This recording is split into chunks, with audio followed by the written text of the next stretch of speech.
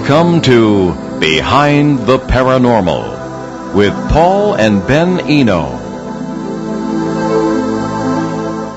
If you have a paranormal experience, are you having a paranormal experience or are you psychotic? How can you really tell? Can the answer be both at the same time? Well, hello there, and welcome to the 495th edition of Behind the Paranormal with Paul and Ben Eno. I'm Ben, and those pretty scary questions came from my co-host and partner in the paranormal, my dad. So this evening we bring you a familiar name in the paranormal field to discuss a question that we, and I am sure he as well, almost always gets on the first day of a paranormal case. Am I crazy? So we do welcome calls this evening, and the local number is 401-766-1240 or 800-449-1420. No, 124. 1240. Let's confuse everybody. Yes, so that's 449-1240 from anywhere in the U.S. or Canada. The stuff we talk about is confusing enough sometimes. Anyway, I can't believe it's been over 3 years. Is that possible, since he was last with us? But tonight we're pleased to welcome Dr. Barry Taff to his third appearance on Behind the Paranormal. He holds doctorate in psychophysiology and is a world-renowned parapsychologist who worked as a research associate at UCLA's former parapsychology laboratory from 1969 through 1978. During his four-decade career, Dr. Taff has investigated more than 4,000 cases of ghosts, hauntings, and poltergeists, and has conducted extensive studies in telepathy and precognition, eventually developing the initial protocols and methodologies for what was later termed remote viewing. He was himself examined as a psychic subject, and the results published in the journal Behavioral Neuropsychiatry in 1974 and 1975. One case he investigated in 1974, that was some year for cases, I guess, gained international fame as the book in 1983 movie The Entity, starring Barbara Hershey and Ron Silver. Dr. Taff served as technical advisor for the film, as well as being represented by the character Gene Kraft. Is that... What? Well, nothing. Dr. Taff has appeared on numerous national and international TV and radio programs, including CBS News, Unsolved Mysteries, The Joan Rivers Show, A Current Affair, Hard Copy, NBC's The Other Side, Haunted History, Mysteries and Scandals, and many, many more. He has consulted for government, business, and law enforcement, including the CIA, ONI, and even the dear old NSA. And I'd be interested in hearing that. He has worked on many Hollywood scripts and has written numerous articles for magazines and journals, and has been featured in many books on paranormal subjects ranging from precognition to UFOs. He is the author of Aliens Above, Ghosts Below, Explorations of the Unknown from Cosmic Pantheon Press. His website, BarryTaff, TAFF.net. So Dr. Barry Taff, welcome to Behind the Paranormal. Thank you very much. Glad to be back. I can't believe it's been 3 years. You know, time flies, we're having fun. I know. So, Barry, I grew up with stories of my dad's work in psychiatric hospitals and the paranormal events that sometimes took place there and other things of that nature. It's certainly logical that mental illness can cause paranormal experiences, and maybe paranormal experiences could help cause mental illness. So what is the relationship that you see between the two? Well, first of all, we have to distinguish between what's really going on paranormally and what is going on only in people's minds with no subject to it. Before we assume, in science, before we assume something is paranormal, we must eliminate every other variable, all prosaic, logical, known explanations. Once you get rid of all, you roll all those out, they're gone. Then you start with the paranormal stuff. And once again, you must conform what's called Occam's razor. All things being equal, you go with the simplest explanation. So before we assume that we're talking to dead people, for example, we've got to be sure that we're not just getting some form of very good amount of ESP going on, telepathic, clairvoyant, retrocognition, or whatever. And this is the problem, is that the majority of the people out there don't have the education, don't have the training to really understand what's been going on in this field for, well, parapsychology actually started in 1969 thanks to the work of Dr. Margaret Mead. But before that, it was called psychical research. Now, in my book and on my website, I talk about a number of things I've dealt with, people, cases, that were more indicative of psychiatric disorders than paranormal experiences. And one of the most, well, the blog I published last December, it's called Science Psychosis, be afraid, be very afraid. And of all the things I've ever put online, I've got so many vitriolic pieces of hate mail from this. I couldn't Actually, I believe it. looked at some of that, yeah. The hate mail? Well, no, Yeah, there's stuff on the blog. Oh, right. Yeah, it's apparently, you know what's interesting? No one complained over the facts I was commenting on. They were angry because I was saying it. It's Yes. like, and I'm saying, look, unfortunately, this is the only field of science in the universe that we know of that doesn't require academic credentials to work within it. Anyone can go out there and say they're a paranormal investigator. And usually does. Right. And paranormal investigator means you're a plumber by day and you chase demons by night. Right. There are, put it this way, these shows, the glut litany of these, what I call paranormal unreality shows, we won't name them, I think are doing a tremendous disservice to the field because they're making people believe in things that aren't real.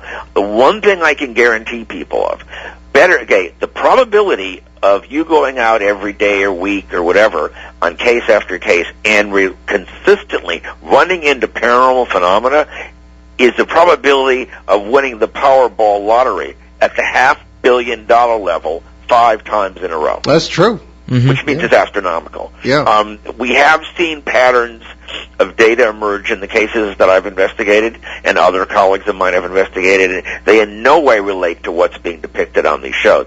If you're a paranormal show producer, you're a creator of the show, you've got some logistical problems because you can't have talking heads for 41 minutes and 27 seconds out of every hour. Your ratings will be as remote as those of capturing a ghost on video.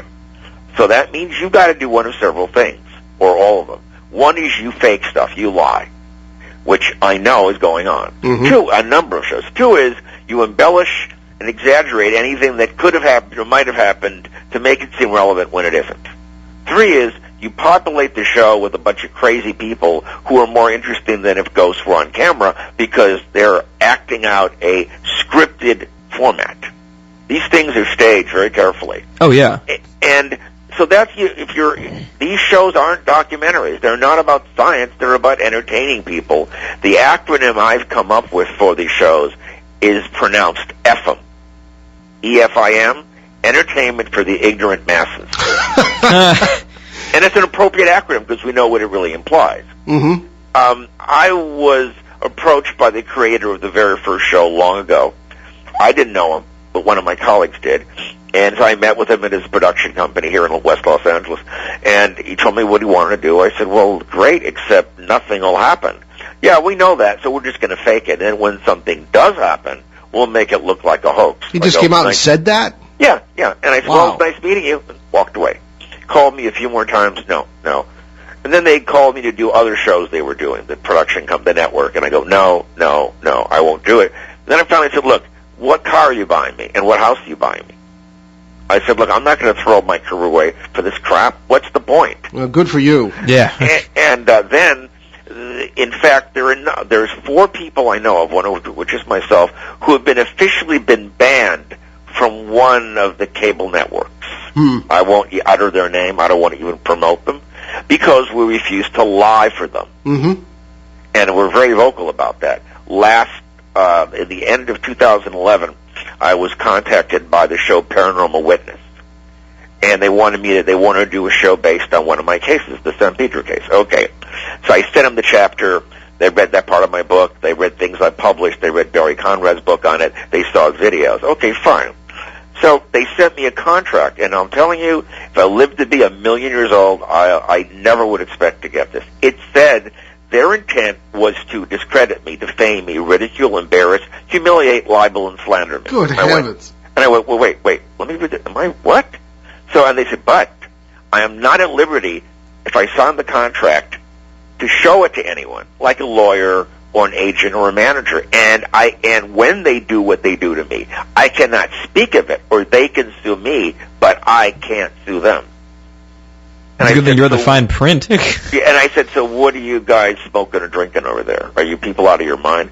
This is a very common type of contract because a lot of paranormal reality shows, a lot of reality shows in general, have been sued by the participants or the people on the show for misrepresentations and falsehoods and deception. And so I told them where they could go, and I made it clear to them that if my face, my name, my voice, my likeness even is referred to in their show, I would sue the production company, I would sue the producers who contacted me, and I would sue the network. And of course, so at one point, the woman, Jackie Hernandez, in the show, she did it. She said, well, I called the parapsychologist, and you hear nothing because they could use my name. And then what was interesting is this April, they did another show based on one of my cases, the Cielo Drive case. And so I didn't see it when it first aired because I never watched that network because it's too painful and too idiotic. I'd rather watch paint peel than watch their shows. Mm-hmm. So I taped it, and I'm watching the show. Complete misrepresentation, as they did with the San Pedro case. They lied about who and what and where and when. What was that? Complete crap. And it's getting worse and worse. Just absolute garbage. So maybe you have to be crazy to watch the show. But it was painful to watch it. Yeah. But I was going, well, what else is new? Look who did it. At the very end of the show, I discover I'm in the show. Apparently, a friend of mine was shooting a video there in 2006, in the winter of 2006, or like probably February or March 2006, in the case something might happen. And he gave this to the production company or the network, and they put it in the video, and there I am. Oh, boy. I never signed a release allowing them to put me on the show, nor was I compensated. That's against the law. And they probably, who cares? They don't care. The reason they kept me in it is look, Barry's there. There must be something important. Yeah. What's important is this show can't tell the truth if their life depended on it. Yeah.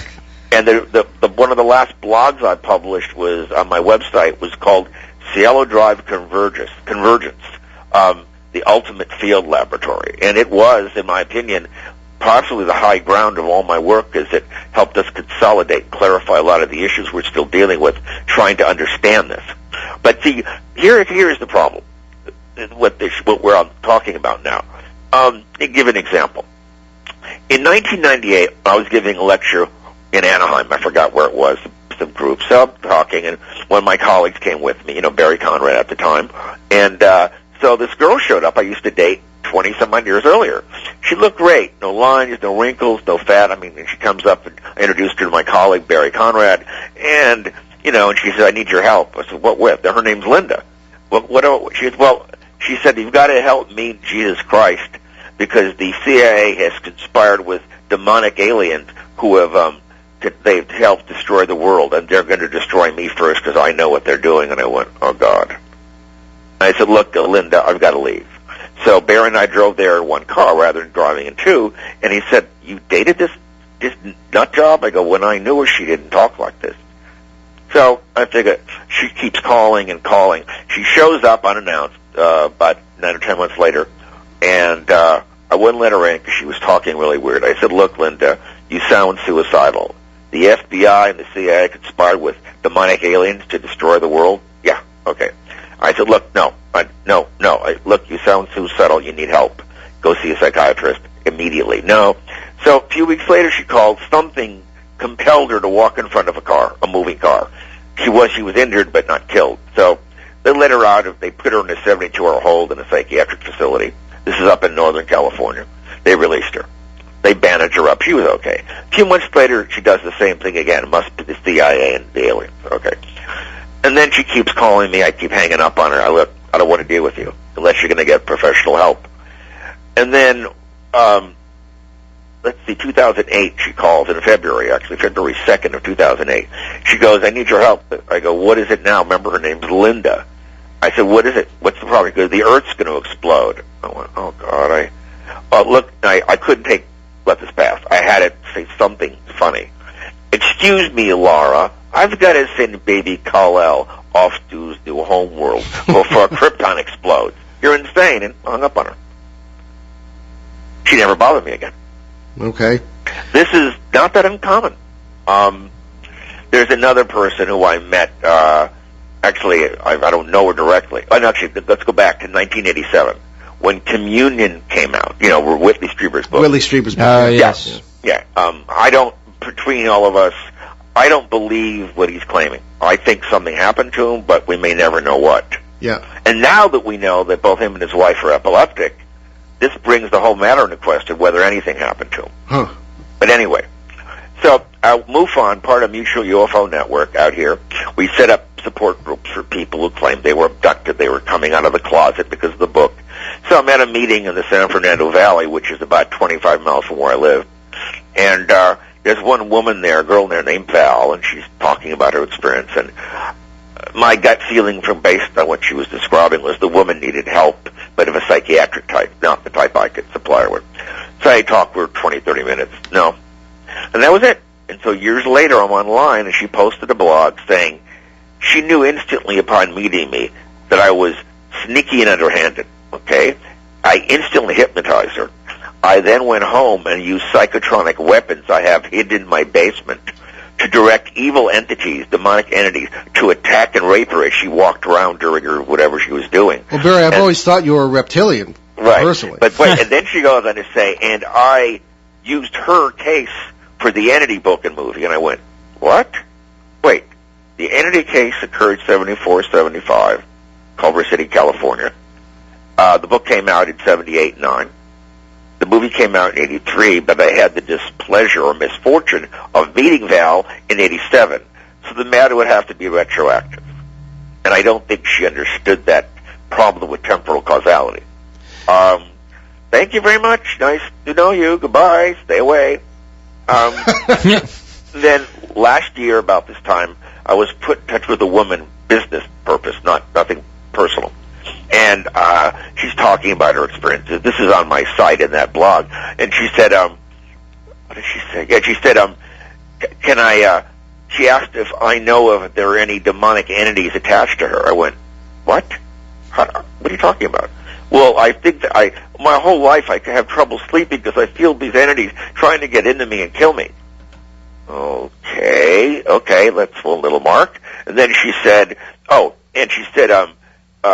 wonder if you could do me a favor. Could you take my boyfriend back in time to undo his conditioning and programming? He was in a really bad home, so he'd be more normal so we could get married. I went, what? Well, can't you do that? I go, what are you talking about? And then she said, look, I go out to certain forests every so often where I meet Bigfoot and have mind speak with him. You want to come meet him? I go, no. What forest is it? I can't tell you. It's a secret. Okay.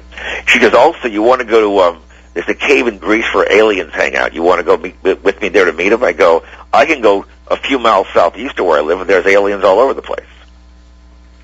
She didn't like that either. And I said, look, lady, you need help.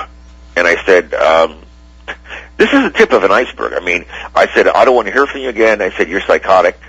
You had a complete breakdown. And it's amazing. See, like you open the show with, I think a lot of times, some of the time, people who are mentally ill have delusions or hallucinations, audiovisual, which to them suggests it's a paranormal experience versus their brain generating a fantasy inside their head. Mm-hmm. And as a scientist, as a researcher, it's our job to help them differentiate between what's only going on in their head and what's really going on in the world around them. If they're only paying attention to what's going on in their head, they're dissociative. They've lost touch with physical reality. Mm-hmm. Another instance, early last year, this woman who I met through a friend, to a colleague, she called me, and I already knew who she was to other people, and she claims to be a MK Ultra Montauk super victim. What? Super victim? Okay. Okay, so she said, well, they've been using psychotronic harassment to destroy her and screw her brain up. Psychotronic harassment. Oh, and certain musical groups play who all work for the CIA. They sent out things, and they were frying her from a distance. And I'm going, These people must think that they're awfully important. Well, remember, if you're living inside your head, you believe the fantasy you're generating in yourself. We don't know that this isn't happening. And I'm listening to her talk online, things she's posted, this woman. I'm going, if they believe what they're saying, they're psychotic. If they know it's a lot of crap and they're doing it for some other reason, they're opportunists. They're trying to deprive people their money by making them think that they can help you.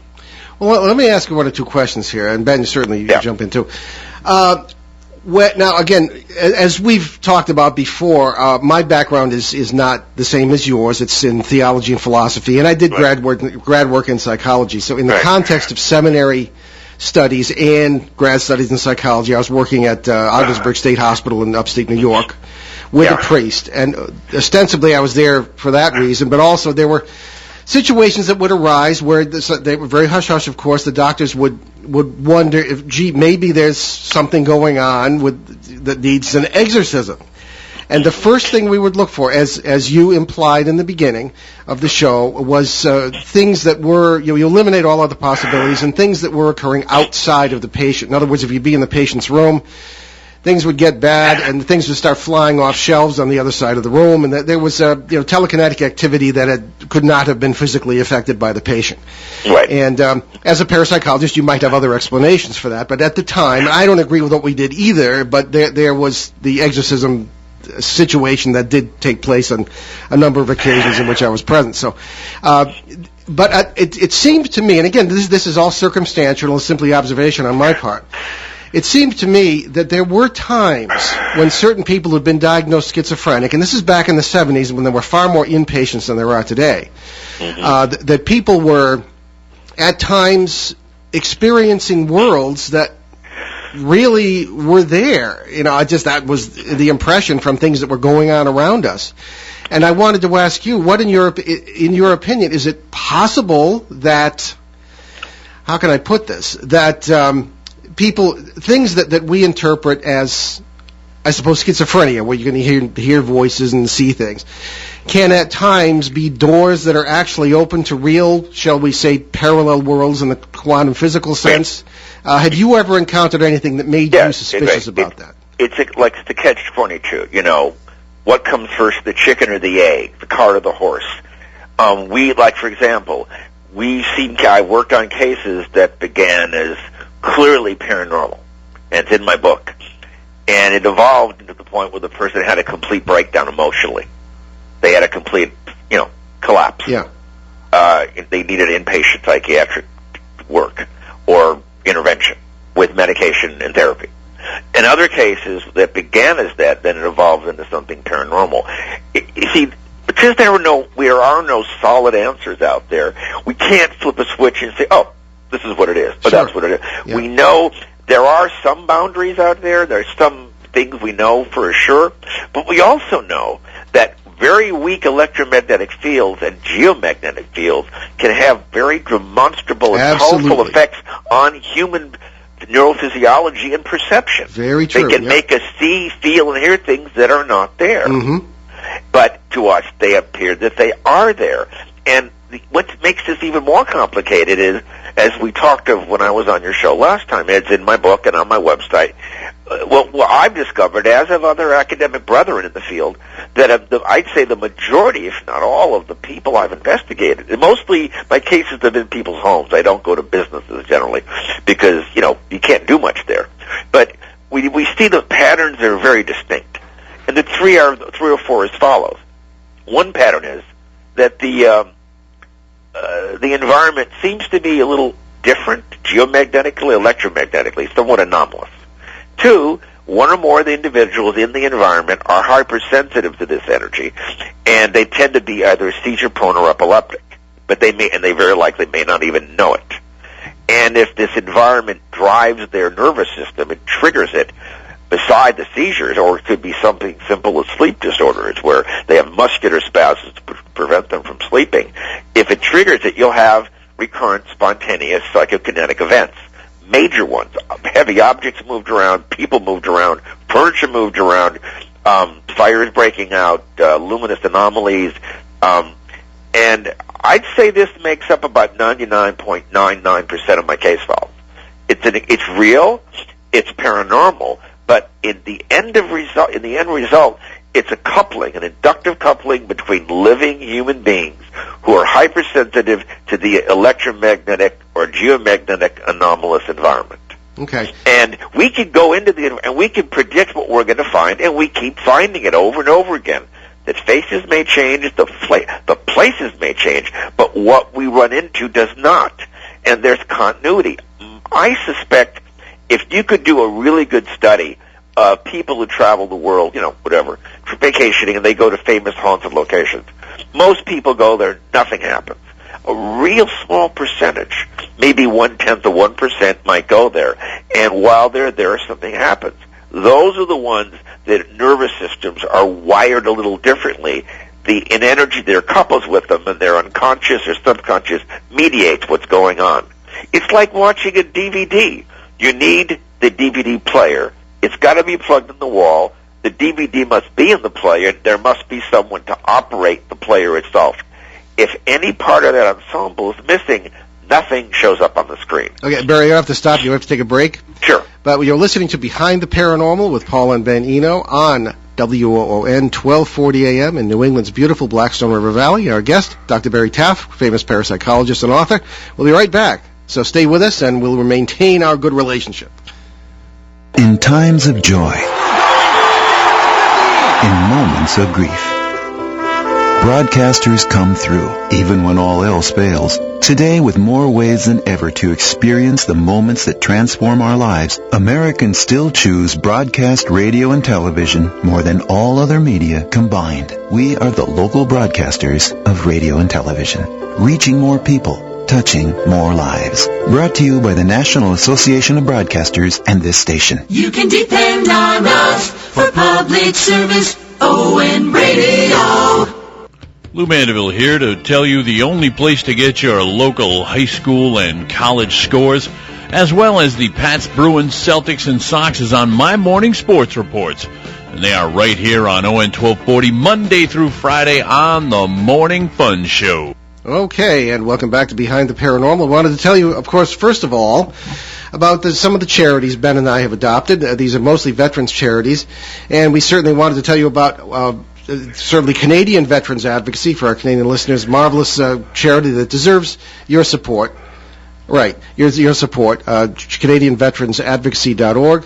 And also we have Builders Helping Heroes. Locally, they are building a house in Burrillville, Rhode Island, in our local listening area for a veteran who lost both his legs in Afghanistan, Marine Corporal Kevin Dubois and his wife. And that house is almost ready. So check that out, too, buildershelpingheroes.org. Also, there's the in Fall River, Massachusetts, locally here in New England, too, Homes for Our Troops. And so check that out, and usacares.org as well. These are all charities Ben and I have checked out, and they're very, very effective in what they do, and the money goes where it should.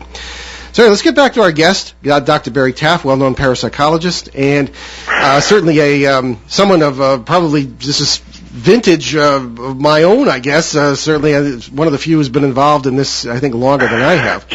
So, Barry, why don't you continue to talk about cases where, actually, let me ask you a question before we get going again. Sure. What about, at what point do you draw a line where you say, okay, well, this person obviously is crazy. I mean, the people talking about, psychotronic stuff going on. Where do you draw that line? Well, for example, I'll give you when the Amityville Horror book came out, and they were the movie. So I was on with the Lutzes and Jay Anson on a show, CBS News show here in Los Angeles. So the host was, I think, Mario Machado, really nice guy. And he said, "What'd you think?" I said, "I wasn't impressed with the book. I thought it was poorly written." And I said, "I don't believe a word of it." He goes, "Why?" I said, "Because nothing in it resembles anything anyone's ever written of before. It sounds like they had too much to drink and too much to smoke." And I said, it may make a great movie, but as far as it being real, no. And, retroactive investigations by a colleague of mine who's now passed away, Dr. William Rowe, he couldn't verify a single thing in the book. Nothing. The only thing that was proven to be valid of that case was the fact that the Defoe killings happened in that house. That's it. So you have a legend, a myth built on complete fabrication and fiction. We have had cases where violence has occurred in environments, and there appears to be a haunting that remains behind, and perhaps that violent trauma leaves behind a residual information and gets stored if the environment is proper, and the environment is the right person comes into it, they act like the laser DVD player, it plays back. Well, we could argue about that, but go ahead. That's what most people believe. See, the thing is, I'm not discounting the possibility of discarnate intelligence, of spirits or ghosts. I'm saying that most of this, I think we're being fooled. For example, there's two types of psychokinesis. One is the stuff in the lab. It's called microscopic, affecting random event generators. It used to be random number generators of computer programs. Or then there's fatigue seen and there's exhaustion seen on the part of the persons who manifest it. Okay, and it's voluntary to a point. Then you've got the macroscopic type involving poltergeist cases, which is what I've been looking at for a long time. That is involuntary. It's recurrent, spontaneous psychokinesis.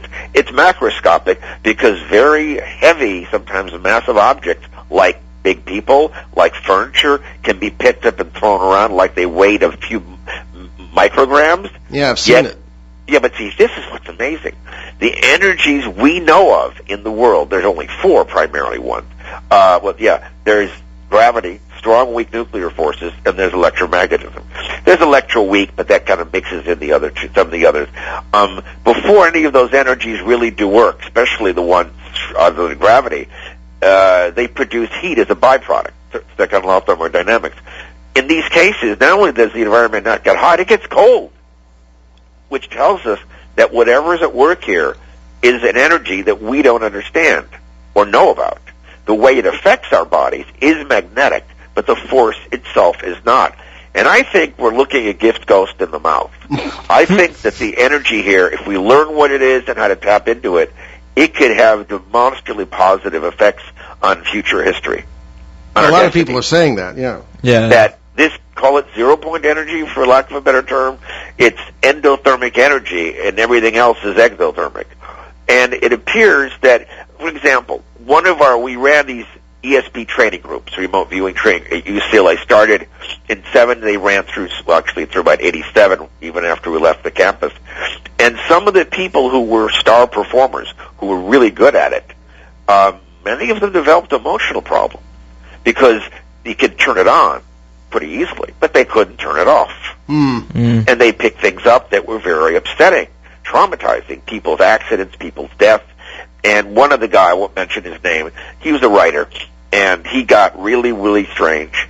And then he ended up becoming an interfaith minister, and he's talking to God all the time. There's an old saying that was on the X-Files.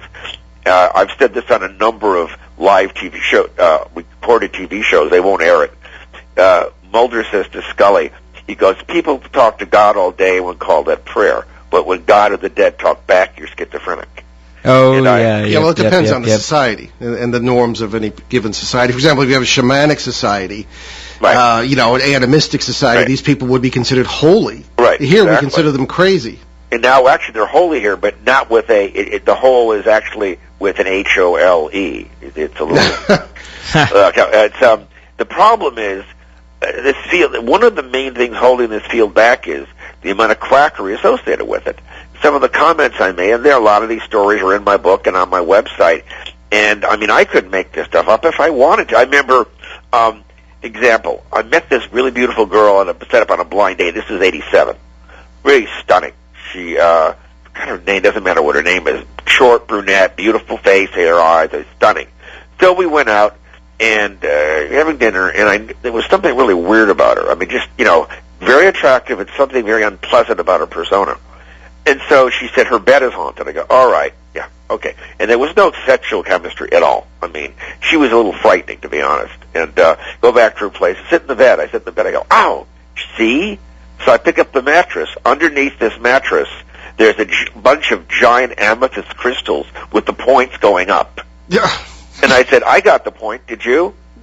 Never mind. Never mind. It's Monday. We can accept these. We can accept. Barry, let me ask you this. All right, now some of the cases I've been involved with, I'm skeptical too. I like to think I am, but I like to think maybe also I have I don't know. We since the 70s have been getting into the quantum mechanics thing and all sorts of possibilities and all that. The example of I think, and we talked about this the last time you were on, I believe, the Bridgeport poltergeist case of 1974. Now, admittedly, I was working with Ed and Lorraine Warren, so I won't say anymore. But it was, you'd get a kick out of this too. The police accused us of, at least in one accusation, was Ed Warren was causing the phenomena from his house by witchcraft. I mean, you tell me anything that's crazier than what actually happened. Well, no, I mean, so it's a pot calling the kettle black. Well, yeah. But I mean, I was there, I saw this stuff, and I deal with skeptics all the time, and I have the greatest respect for skepticism, as long as it isn't super skepticism in the sense of, I can't control the world and I can't deal with that, therefore I have to deny everything. So, and you've seen stuff too. But I always use the phrase, or the sentence, I was there and you were not. And I think that creates a problem in even the craziest cases. And believe me, I don't disagree with anything you've said, but I think that certain aspects have to be considered. Oh, no, you're 100% correct. I agree. In fact, I was on a show in the mid-'90s with this debunker, one of the heads of PsyCop. And, and I started out explaining, I said, look, I won't use his name because we don't want to promote him. Well, we know who he is, I think. Right. I said, if these events were never experienced or reported by people, we wouldn't be here. Well, exactly. If we could recreate them on command and they worked reliably, we wouldn't be here discussing this. The fact they occur some of the time, not all the time, and we can't control their occurrence in a controlled situation means that we're ignorant. So, okay, so I understand the nature of science. I was trained as a scientist, but I said, okay, I took a pen out of my jacket. I gave it to him on the air. Can you see the pen? He goes, yeah. Close your eyes. What? Just close your eyes. Can you see the pen now? He goes, no. Okay, that's all I want to know. Everyone started laughing. Yeah. I said, look, sir, we were there. You weren't. You're telling us you know what happened. What are you, God? Yeah. You're omniscient? Yeah. And this is the thing. And then after the show, he was actually a nice guy once we got out of that environment. And I've learned who some of the people are, groups that fund these professional debunkers. You know who the groups are? Probably, but go ahead. Maybe the listeners don't. Department of Defense. Yeah. And DARPA. And also one of the intelligence groups. That's very interesting. Why do you think that is? To keep people ignorant and stupid, to deflect them. See, disinformation works one of two ways. You get a tremendous truth at the core. You surround it with a lot of lies. And once the lies are exposed as being not real, the lies are exposed as lies, the truth is dragged down with them.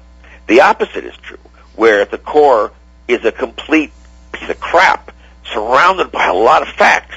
And, oh, look, everything else is true, so this must be true. This is a common way people's perception and beliefs are manipulated, especially with ufology, but also with the paranormal. After the formal remote viewing program ended long ago, what the government was so paranoid that our enemies, whoever they might be or be, might use this technique against us, the government went out of the way to hire some professional debunking statisticians to redo the statistics and claim, oh, nothing happened. We were misled. Mm-hmm. This isn't what we thought it was. We were wrong. This is to prevent enemies from using it against us because there's no way to shield against it. There's no machine you can set up that could stop this ability other than the person being sick who's trying it or being nauseous or they're all wired and they can't focus. Yeah. But the government, it's like in ufology, there are so many crackpots, dingbats, space cadets out there. They don't need disinformation agents. The crazy people do it on their own. Yeah. But the government is extremely paranoid about many of these things because they want to make sure that we do not have the knowledge and the power. Mm-hmm. My guess is if the population of this country knew what's really going on, they'd freak out with a lot of things. I think they wouldn't. I think they'd be left very insecure. And with ufology, the evidence, this is in my book and on my website, we very likely have an inconceivable past and a unimaginable future. That we may not be who we think we are. We may have come from a source different than we thought. And if this ever comes out, it could create massive chaos of the social. I could probably go you one better on that, Barry, but I want to give you a chance before we burn up this hour. And this has been a real quick hour, thanks to your excellent information. Tell us about the book and the website, where people can get the book, etc. Okay. The book is called Aliens Above, Ghosts Below, Exploration of the Unknown. It covers a lot of my cases. That's the first section, is hauntings, ghosts, apparitions, whatever. The second is on ufology and the links we've seen between UFO cases and the paranormal.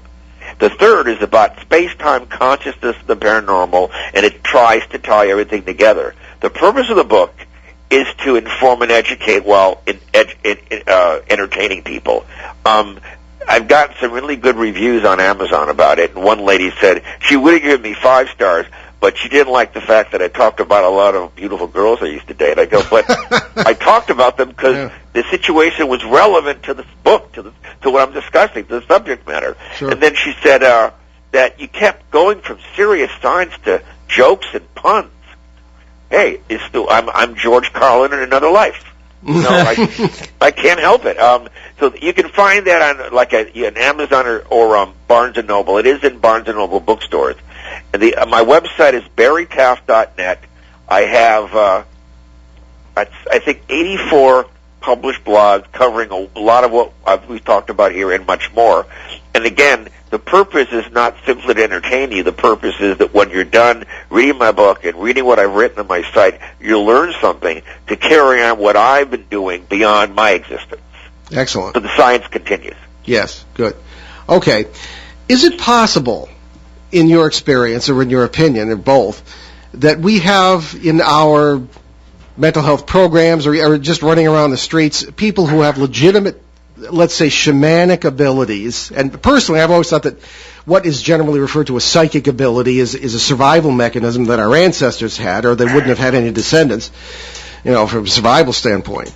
That there are people with shamanic abilities running around who are diagnosed incorrectly, in, I suppose, the broadest sense, as being psychotic, or are otherwise, let's say, abused for their gifts, and that they really do have these gifts. Do you think that's possible? Yeah. I've had a few run-ins with individuals over the course of time at UCLA and outside of that environment where people were very gifted in what they were doing. They might have been misinterpreting it, but the problem was those people around them were terrified, frightened, and they actually were very negative about it. And then the people having the experiences had to withdraw, or they'd lose everything. And so you got a conflict between the way you're living and what's going on with you. Like I said, if I had $1 for every crazy person I've met, I could retire. If I had $1 for every person I've met who's having these types of incredible experiences that society doesn't tolerate or accept, I'd have even more money. Yeah. The problem is, where do you draw the line? Yes. And it's like with the girl I mentioned from 1987, the stunning girl, and she claimed she was a psychic and whatever, I don't know. But the whole point is, what I'm getting at here is that, is it real or is it in a person's head? And then the great case, 2008, San Fernando Valley, great case. A number of us are out there. The woman, very attractive, blue-eyed blonde. She's married to a pilot. He flew for airlines. And there was so much 60 hertz noise in the house you could fry an egg. I went in there with 3 other people, and we instant headaches like we were in a hyperbaric oxygen facility or under deep water. And she was taking meds, for antipsychotic meds. Once she stopped taking them, she started having all these audio and visual and tactile hallucinations that things were trying to tear her apart.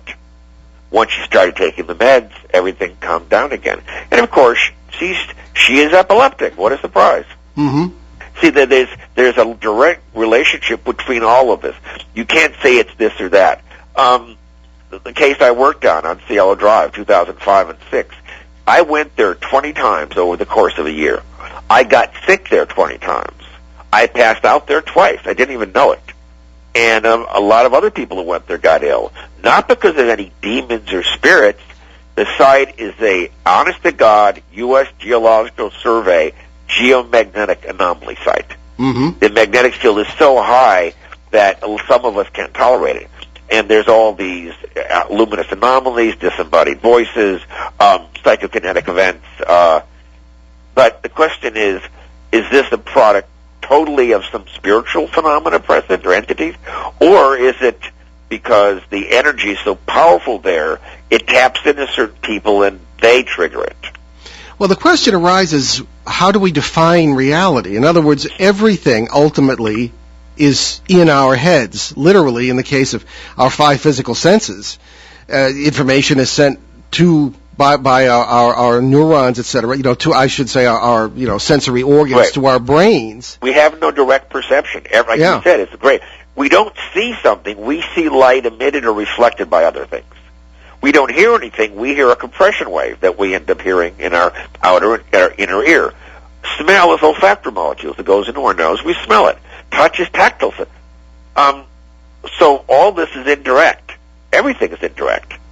Well, on the issue, yes, well, that's true. And on the issue, too, of mental illness versus the paranormal, or as part or whatever you want to call it, I don't think our language is quite up to actually talking about some of these things. I had 2 cases in days of yore as a student where there were, a dissociative identity disorder, commonly known as multiple personalities. These people had at least, each of them had 6 different personalities at least, sometimes more. And these personalities would come through and they would have different voices. Needless to say, that kind of affected me in the sense of throwing me for a loop and making me wonder. What say you? Yeah, I mean, we had a case in the 70s again, I think 75. That seemed to be those at times were the heydays of really incredible cases. I won't use the man's name because I haven't dealt with him in a long time, but he claimed to have been abducted. We couldn't prove it or not. His body changed very rapidly. His hair changed rapidly. And at one point he collapsed. We put him in his bed, and a fire belched out, forming a perfect circle around him. We examined the bed linens. There was no accelerant on the material, so why did it catch fire? Why did it catch fire and burn? We don't know. Yeah. And also we have an audio recording of him in this trance, and he's making these really odd sounds. And we ran it through some spectrum analyzers, and the people said this is not a person, this is a machine. What? Pure sine waves coming out of his mouth? No. Nothing living can do that, not a human or animal. There's overtones or harmonics. So, look, no, you were fooled. Look, it was my recorder, my microphone, my tape, everything was, no, this is a trick. This is from FBI analysis. Mm-hmm. They said, look, you were being fooled, this is a trick. So, okay, well, we know we weren't fooled because we were controlling it. So what do we experience? And this is the problem. When people don't like what they hear, they tear the messenger apart. Yes.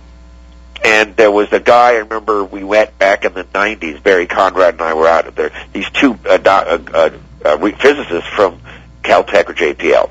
So we were showing them some footage we captured on San Pedro case, and they said, you guys have been fooled, this is this. We told them, no, it's all a hoax. So they were denied. I said to the guys, let me question. There was father and son, both physicists worked at Caltech and JPL. Let's say this big, thick rosewood coffee table lifted up and flew across the room and crashed. What would you think? It wouldn't happen. I said, I didn't ask you that. If it did, no, okay. So we're leaving. Turn back to the guys. I said, before we leave, look, guys, one more question. Yeah. You guys believe in God? They looked at each other. No. They hesitate. Why'd you ask us that? If you said yes, that means you're a hypocrite. Because you can't prove or disprove the existence of God. Yeah. If you believe in God, then why don't you believe in the paranormal events? And they knew where I was going with it. So, the problem is, here we are, psychical research began in 1882 in the United Kingdom. And a lot of it was crap, but there was spiritualism, and it evolved into something quite impressive over the decades, over the centuries. And what's interesting is where we are today with the 3 blind men touching an elephant. So one blind man holds the elephant's leg, it's a tree trunk. The other holds the elephant's trunk and thinks it's the hose. The third holds the elephant's tail, thinks it's the rope. They're all wrong because they can't see the elephant. Mm-hmm. And that's where we're at.